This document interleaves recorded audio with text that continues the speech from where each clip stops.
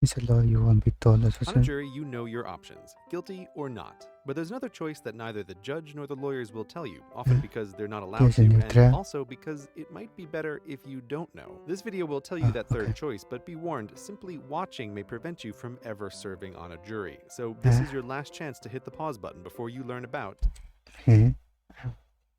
jury nullification, when the defendant is 100% beyond a reasonable doubt guilty, but the jurors also think he should be punished. The jury can nullify the law and let him go free. But before you're on your next jury and yell "null booyah" at the judge, you should know that just talking about jury nullification in the wrong circumstances can get you arrested. Though a video such as this one, simply acknowledging the existence of jury nullification and in no way advocating it, is totally okay. And while we're at it, CGP Grey is not a lawyer. This is not legal advice. This is meant for entertainment purposes only. Seriously, guy, don't do anything in a court of law based on what an internet video told you. No joke.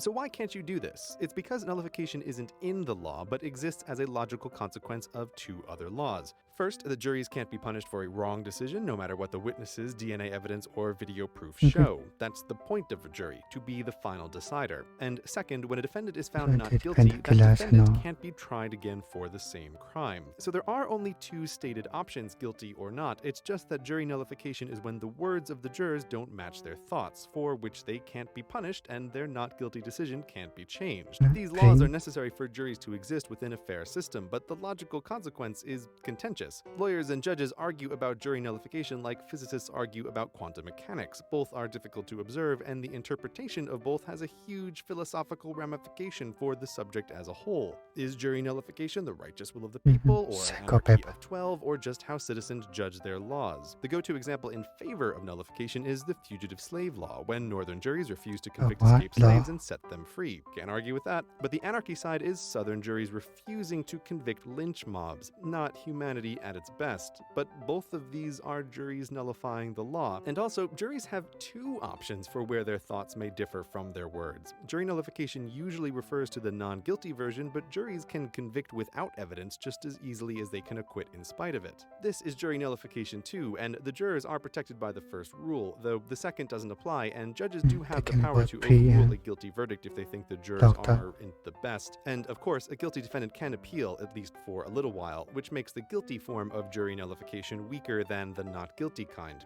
Cold comfort, though. Given the possibility of jurors who might ignore the law as written, it's not surprising when picking jurors for a trial, lawyers, whose existence is dependent on an orderly society, will ask about nullification, usually in the slightly roundabout way. Do you have any beliefs that might prevent you from making a decision based strictly on the law? If, after learning about jury nullification, you think it's a good idea, answer yes and you'll be rejected, but answer no with the intent to get on the jury to nullify and you've just committed perjury, technically a federal crime, which makes the optimal strategy once on a jury to zip it. But this introduces a problem for jurors who intend to nullify. Telling the other 11 angry men about your position is risky, which makes nullification as a tool for fixing unjust laws nationwide problematic. Not to mention about 95% of criminal charges in the United States never make it to trial and rather end in a plea bargain, but that's a story for another time. The only question about jury nullification that may matter in the end is if jurors should be told about it, and the courts are near universal in their decision, no way. Which, again, might seem self-interested. Courts do depend on the law, but there's evidence that telling jurors about nullification changes the way they vote by making evidence less relevant to them, which